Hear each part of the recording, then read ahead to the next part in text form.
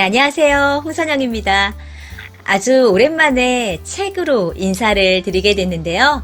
오늘 소개해 드릴 책은 연금술사라는 책입니다. 워낙 유명한 책이라서 많은 분들이 제목을 들어보셨거나 또는 이미 읽어보신 분들도 많이 있으실 거예요. 오늘 이 책은 자기계발서를 쓴 작가의 관점에서 어떻게 또 해석했는지 또 저만의 해석을 여러분들에게 소개해 드려 보겠습니다. 일단 책의 제목이 연금술사이잖아요. 저는 연금술사라는 뜻이 기존에 알고 있었던 그런 뜻으로 금을 만드는 사람 이렇게 생각을 하면서 책을 일단 읽기 시작을 했어요. 그런데 책을 읽다가 드는 생각이 아니 아무것도 없는데 어떻게 금을 만들지? 금을 만든다는 게 가능한가? 예전에 이렇게 연금술사라는 사람들이 혹시 사기꾼 이런 사람들 아니었어? 이런 생각이 들더라고요. 그런데 이 책에서 나오는 연금술사의 역할이 사기라기보다는 어떤 미래를 내다보는 해안을 가진 사람들 이런 역할들을 하고 있더라고요. 그래서 아무래도 일반인들이 할 수 없는 그런 일을 하는 사람 이렇게 또 해석을 해볼 수도 있을 것 같고요. 또 이 연금술사라는 책 제목 안에서 이 내용에 대한 여러 가지 암시가 되어 있다고 저는 또 생각을 했습니다. 그러니까 만들 수 없는 거죠. 실제로 금을 만들 수는 없잖아요. 하지만 이 금을 만드는 직업을 가진 사람들 남들이 하지 않는 그러니까 이건 안 될 거야 라고 하는 이 생각들을 향해 가는 그런 사람들의 의미한다. 이 내용이 그런 내용이야 라는 어떤 암시가 있는 건 아닐까라고 생각을 해봤습니다. 그래서 내용들을 찾아보니 이 연금술사란 금이나 물질을 금으로 변환시키는 고대 과학자나 철학자를 의미한다 라고 하죠. 이 연금술은 단순히 금을 만드는 것에 국한되지 않고 인간의 내면의 성장을 통한 완전한 존재가 되는 과정으로도 해석되고 있다라고 이야기를 합니다. 소설 연금술사에서 연금술사는 주인공이 산티아고가 자신의 신화를 이루도록 안내하는 스승이자 멘토의 역할을 합니다. 이 연금술사는 물질적인 연금술을 넘어서 인생의 목적을 찾고 또 진정한 자기 자신을 발견하도록 돕는 그런 영적 안내자로서의 상징성을 지니고 있습니다. 그럼 이 책의 이야기들 조금 들어가 볼게요. 이 연금술사를 읽으면서 저는 어떤 생각을 했냐면 이 책을 청년들이 일찍 읽었으면 좋을 책이다라고 생각을 했습니다. 나의 미래에 대해서 아직 확고한 그런 신념이 세워지지 않는 이런 청년들 또 나의 미래에 대해서 이렇게 할까 저렇게 할까 막 불안해하는 이런 청년들이 이 책을 읽으면 그래도 어떤 도움이 될 만한 메시지들이 상당히 많아요. 저는 물론 이런 진로 고민을 하는 시기는 아니었지만 이 책에 담겨져 있는 그 용기를 주는 이런 말들을 필사를 해보고 싶은 마음이 들 만큼 또 몇몇 구절은 제가 저의 다이어리에 옮겨 적을 만큼 매력적이고 힘이 되는 글들이 많이 있었습니다. 가장 기억에 남는 메시지를 찾는다면요. 이 세상에는 위대한 진실이 하나 있어. 무언가를 온 마음 다해 원한다면 반드시 그렇게 된다는 거야. 무엇을 바라는 마음은 곧 우주의 마음으로부터 비롯된 때문이지. 너무 멋지지 않나요? 그리고 또 하나의 문장이 있습니다.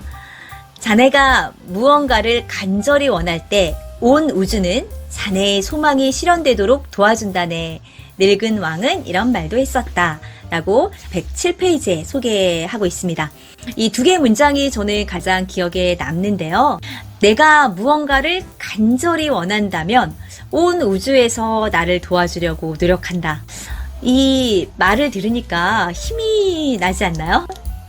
내가 간절히 원한다면 모두가 나를 도와주는데 문제는 내가 간절히 원했느냐 여기에서부터 출발을 한다는 거죠. 제가 어렸을 때 읽었던 그 시크릿 법칙 같은 이야기인데 솔직히 어떤 분들은 이 시크릿 법칙이 굉장히 허무맹랑하다라고 이야기하는 분들도 있는데 글쎄요, 저처럼 이렇게 가진 것 없는 사람, 또 이렇게 소소한 평범한 사람들은 이 시크릿 법칙을 굉장히 믿고 싶어요. 그리고 내가 간절히 원하면 이루어질 거라는 이 희망 하나로 온 마음과 열정을 그곳으로 향해서 가고 있거든요. 그래서 개인적으로 저는 이 두 개의 구절이 굉장히 매력적으로 들렸고요. 마음을 설레게 했습니다. 주인공 산티아고는 양치기였어요. 그런데 이 양치기 청년이 어느 순간인가 이 본인이 하던 모든 일들을 정리하고 마을을 훌쩍 떠나게 됩니다. 굉장히 쉬운 결정이 아니에요. 어려운 결정인데요. 이렇게 마을을 떠날 결심을 하게 된 그 계기는 똑같은 꿈을 2번 꾸었다는 겁니다. 그러니까 이 일이 그냥 예사로운 일은 아닐 거야. 2번의 동일한 꿈을 꿨다라는 거는 내가 아무래도 그 방향으로 행동을 하고 움직여야 될 것 같아. 뭐 이런 생각을 이 산티아고는 했던 것 같아요. 그런데 보통 많은 분들이 그래요. 이 방향이 왠지 하면 좋을 것 같아.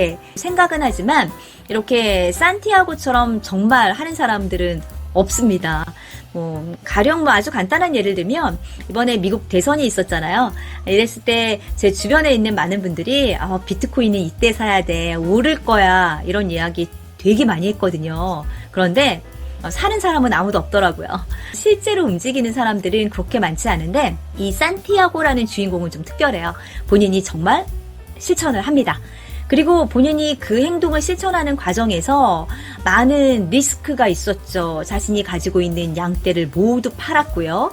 또 이 양떼를 판 전 재산을 가지고 여행을 가는 도중에 돈을 잃어버리기도 하고 여러 숱한 고생을 하기도 합니다. 그리고 뜻밖의 상점에서 또 상인이 되어서 판매를 하기도 하는데 그 여러 가지 과정과 여정 속에서 포기할 법도 하지만 내가 가야 하는 방향, 그 한 방향을 보고 끝까지 갔다는 거는 정말 대단한 것 같아요.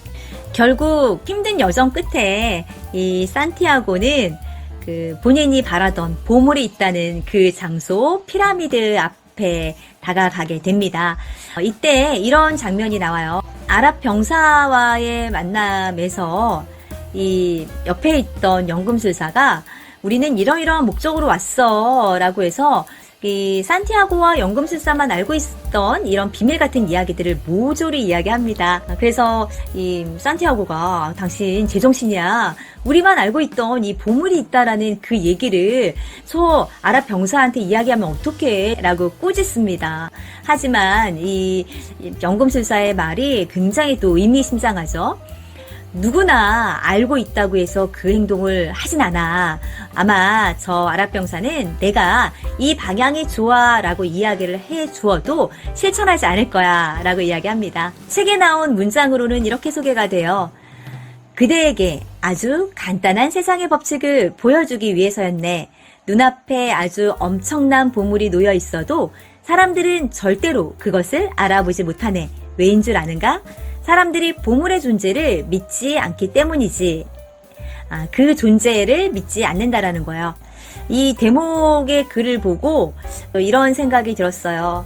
내가 간절히 바란다면 온 우주가 나를 돕는다 라고 초반에 소개했던 이 시크릿 법칙, 아주 인생의 간단한 법칙이지만 대부분의 사람들은 내가 가는 곳에 보물이 있고 내가 하는 일이 의미 있는 일이야 라는 것을 알아차리지 못하는 눈먼 행동을 하고 있다 라고 책의 후반부에서 다시 한번 리마인드 시켜주는 부분이 아닐까라는 생각이 들었습니다. 결국 산티아고는 보물을 찾습니다. 그런데 이 보물을 아주 우연한 계기로 찾게 되죠. 아랍 병사에게 정말 실컷 맞기도 하고 보물을 전혀 찾을 수 없이 이렇게 빈손으로 고향으로 돌아가는가라고 생각할 때쯤 이 아랍 병사가 비웃는 듯 산티아고에게 이런 말을 합니다. 자네처럼 동일한 꿈 2번을 꿨다고 누구나 이렇게 위험을 감수하고 여행을 하진 않아. 나도 꿈을 꾼 적이 있단 말이야. 그곳에 보물이 있다고 하는데 그 장소는 이라고 장소를 알려줍니다.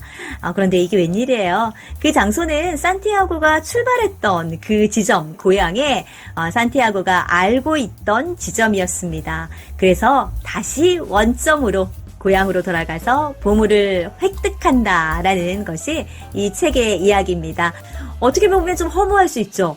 아니, 내가 그렇게 고생해서 몇 년 동안 힘들게 여정을 갔는데 결국 이 보물이 나와 가까운 데 있었다면 그렇게 힘든 여정을 할 필요가 있을까? 라고 생각할 수 있겠지만 그 힘든 여행의 과정을 거치지 않았다면 보물이 가까이 있었다는 그 사실을 알지 못했을 겁니다.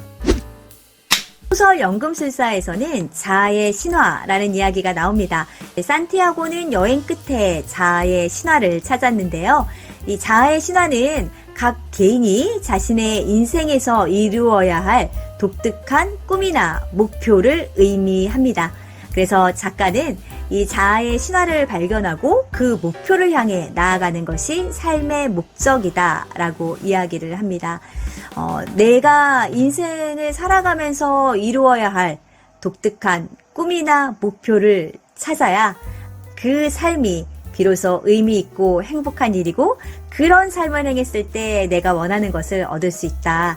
많은 분들이 그런 삶을 살아가는 이 방법들이 생각보다 간단하지만 이 간단한 것을 실천하는 사람들은 흔치 않다.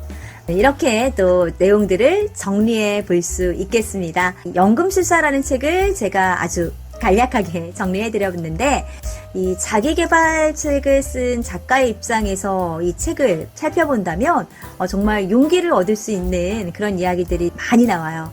할 수 있다. 해보자. 고난이 있더라도 힘들더라도 내가 원하는 그 방향을 가다 보면 보물을 찾을 수 있다.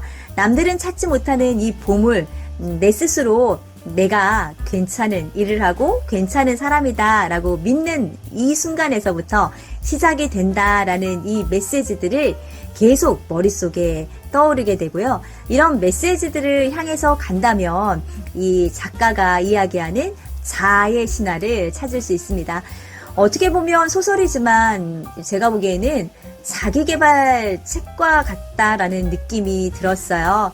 좀 재미있고 흥미로운 우리에게 익숙하지 않는 아랍 이야기들도 나오고 또 신화와 같은 이런 배경의 이야기들도 소개가 되기 때문에 아주 재밌고 흥미롭게 자기계발서를 읽는다라는 느낌으로 이 책을 접하실 수 있겠습니다. 삶이 좀 무기력해질 때 한 번쯤 읽어보시면 좋을 것 같고요. 그리고 지금과 같이 연말이 다가올 때 새해 계획을 세울 때 한번 읽어봐 주신다면 좀 진취적인 미래의 계획들이 나오지 않을까 생각해 봅니다. 다가오는 연말 여러분들에게 뜨거운 열정을 채워줄 연금술사 책을 추천드렸습니다. 오늘 영상이 도움이 되셨다면 좋아요와 구독도 부탁드립니다. 다음에 보다 더 핫한 책으로 여러분을 찾아뵙겠습니다. 고맙습니다.